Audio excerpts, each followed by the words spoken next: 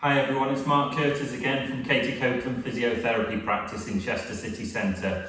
I'm here doing another video on the running injuries series. Every Thursday doing a different video about common injuries around the body associated with running. This week I'm going to be doing one about the knee.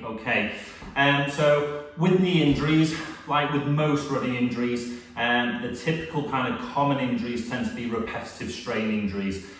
So it's an injury that will gradually build week on week as you're increasing your distance with your training. Because there's more load going through the knee with the increased distances, if you're trying to increase speed, doing more hills and the increased distance, it puts more strain and stress on the soft tissues.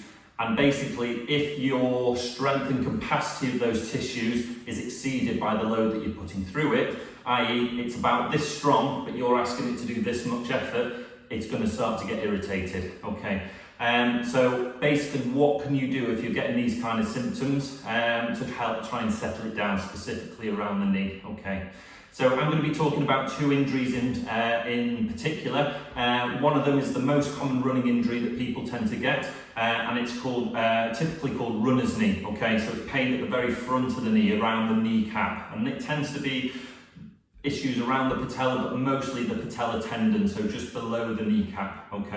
And the other one is a pain that people tend to get on the outside of the knee. And this is something called iliotibial band syndrome. So other injuries that you can get around the knee. These are, like I said, repetitive strains that gradually tend to build week on week and gradually get worse. If you've had an injury where there's a sudden onset of pain, so for example, you've had a trip, a stumble, a twist on the knee, and there's a sudden onset of pain and quite severe, that could indicate something more significant, especially if you're getting any kind of instability around the knee. So if it feels like it's going to lock on you or give way, and there's very localized pain, if you have significant swelling, if you have any areas of numbness, pins and needles, things like that, or an inability to weight bear through the leg properly, it's something really that you should be getting checked out. So seek the advice of your doctor or a sports injury professional like ourselves, a physiotherapist, to get that checked out.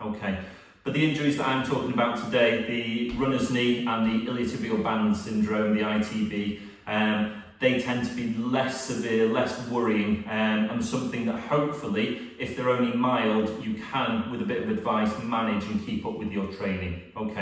So in the very first video that I did, I talked about general advice for injury management, so talking about relative rest, about cross-training, about using ice, cryotherapy, and adapting your training to try and manage these things, and that's all important.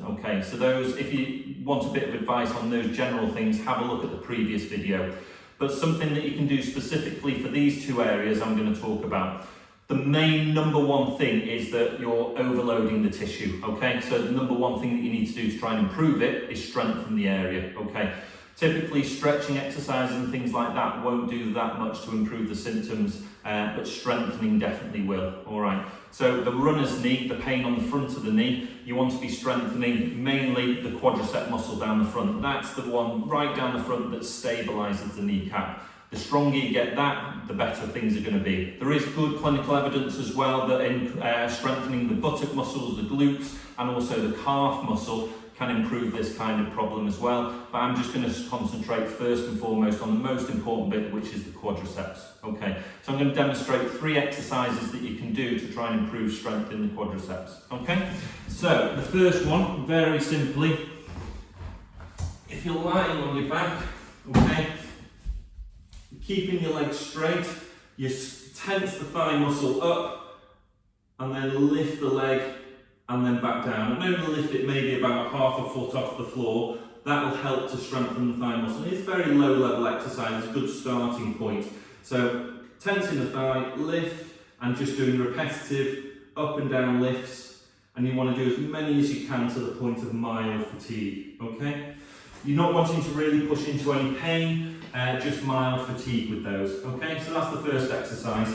The second one is a squatting movement. So with this kind of knee pain, as people squat down, their knees tend to go over the feet, and the more that the knees go over the toes, the more pain and pressure you put through the kneecap. So if you can do a squat where your knees are behind your feet and you're keeping your shins more vertical, that can be a lot more comfortable on this kind of problem. So I'm going to show you a way of doing a supported squat, what we call a Spanish squat, that'll help to strengthen the thigh, but is much more comfortable on the kneecap. Okay, so I'm going to use this here, it's nice and heavy and fixed, but if you can use a door frame at home, that works just as well. So have your hands about chest height in front of you, have your feet actually quite far forwards, lean back, and then go down into the squatting movement, just to about 90 degrees, and back up. And that should, if you lean back and you keep your shins vertical, should be comfortable on the knee, okay? Only go down as far as it does feel comfortable though, so if you can't go all the way to the 90 degrees, just do a range of movement that's comfortable. And again, with that exercise, go down to a comfortable range of movement and back up again. Think about getting weight through your heels as you lean back, and again, do as many repetitions as you can with that to mild fatigue, okay? And then the last exercise, a little bit harder again, is doing a split squat, okay? So it's not a lunge, so with a lunge, again, the knee will go forwards over the toes. Now we just want to keep the shin vertical if the front leg is the injured side, okay? So from there, it's much more of a downward movement and then pushing back up. And again, hopefully, that will work the thigh muscle, but not cause pain in the front of the knee, okay? So only go down as far as it feels comfortable, and then push back up again, okay? And just do a range of movement that's not causing pain, and keep going until you get mild fatigue in the thigh muscle, okay?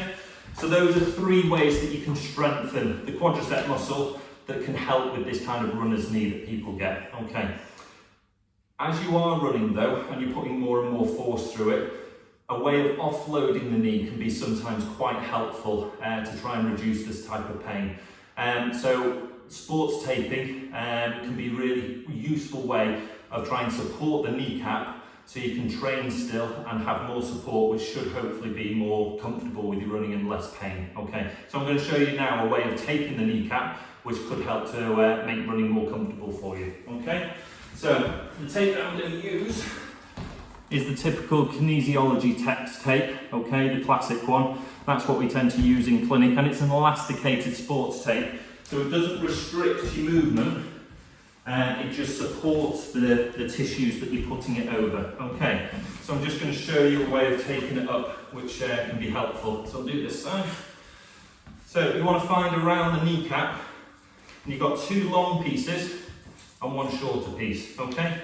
On one of the longer pieces, fold it in half, and there's a paper backing. If you rip down that to find the middle of the tape and roll it back slightly, you then got the stretchy bit in the middle. Have your knee slightly bent and find the bottom edge of your kneecap. Place the tape over the top there, so it's just underneath the kneecap. And then take one edge, again, roll the tape back so you've got about 1 inch of the paper backing. And you want to follow the line of the kneecap round to above the kneecap. And you're wanting to end up with like a teardrop shape with your tape, okay? The last bit of the tape goes on without any tension. So a little bit of an anchor with the tape still on, bit of tension on the tape, not fully tight, and then follow the kneecap around and end up on the overlapping on the top side. So if you look at it, it's a bit of a teardrop shape there, okay? The second long piece, rip this time at the end of the tape, so you've got about 1 inch on one end, and that's going to go just on the bony bit of your shin at the top, just below that point, okay? Put the first 1 or 2 inches on and rub it down, and then again with your knee slightly bent, you take a bit of tension on the tape and go right down the middle of the kneecap, and then smooth it out. And then again, the last bit of the tape goes on without any tension. All right, smooth that one down. And then the last bit of tape, the small one, again, fold that in half to find the middle of the tape and rip down the center of the paper backing. Fold those 2 back, and you're going to go across this time. So again, find the bottom edge of the kneecap, and then take the tension on the tape, and then wrap it around just underneath the kneecap, over the kneecap tendon, and that will give nice support. So as you're running, take some tension. So as you're loading the knee up as you're running, that will give like a hug to the knee basically, give it support and stability, and it normally does give quite a lot of comfort to people with this kind of knee pain. Okay? So that's something that you can do whilst you're running to support the tissues and hopefully make them a little bit more comfortable. Okay, so the last thing is about modifying your actual running. So there are studies that have looked at people's gait pattern, how they actually foot strike and the stride length and things that equates to people having this type of pain. So people that have this type of runner's knee tend to do two things mainly. They tend to be overstriders. So what should happen as you're running, your feet should land almost underneath your body. But if you overstride, your foot will actually strike in front of your body rather than underneath. So if you overstride, that's going to put more strain on the kneecap. And mainly because you strike with a very straight leg, and that puts more forces through the kneecap. So the key is really to try and reduce stride length and land on a slightly bent, softened knee as you're running, rather than overstriding and landing on a straight leg. Okay, so the first thing really is be as soft as you can as you're running and make sure that you're landing on a slightly flexed, softened knee rather than landing on a straight leg. Okay, and the second thing is to, as you're running, try to reduce your stride length. Okay, the way that you do that, I've talked about this before, is trying to increase your cadence. Okay, so cadence is how many times your feet hit the floor as you're running. So people that overstride tend to have quite a low cadence. Average cadence is about 170, so it's per minute basically, how many times your feet hit the floor as you're running per minute. And if your cadence is, if your average height, if your cadence is below 170, then you need to try and increase it slightly. Okay, increase your step rate. Increase, and that will reduce your stride length and hopefully reduce the pain in your knee. And just by doing that, some people can significantly reduce their pain, so they can keep running with that small kind of alteration in their running pattern, and that can be really helpful. Okay, so strengthening, that will really help with this kind of anterior knee pain, the runner's knee. Trying to give support to the area as you're running, so using sports tape can be another good trick. Okay. Reducing your stride length and making sure that you're not running and striking with a straight leg. Try and keep a nice softened leg as you're actually landing. And then all the other bits of advice that I said for general injury advice, so the ice management afterwards, modifying your training, and all those other bits of advice in the other video. Okay, so the other injury that we're going to talk about is the IT band. Okay, so the IT band is a tight fascia, so it's a connective tissue, it's not a muscle, and it comes from the side of the hip all the way down the outside of the thigh and attaches into the outside of the knee here. People talk about the IT band being tight. It's not. It's a fixed length. It's a fascia. It doesn't shorten and lengthen like a muscle. It's a fixed length like a rope. But this pain comes on because of increased pressure around this area of the IT band. And the increased pressure comes from weakness and instability in the hip rather than the actual IT band getting tight. I'll try and demonstrate.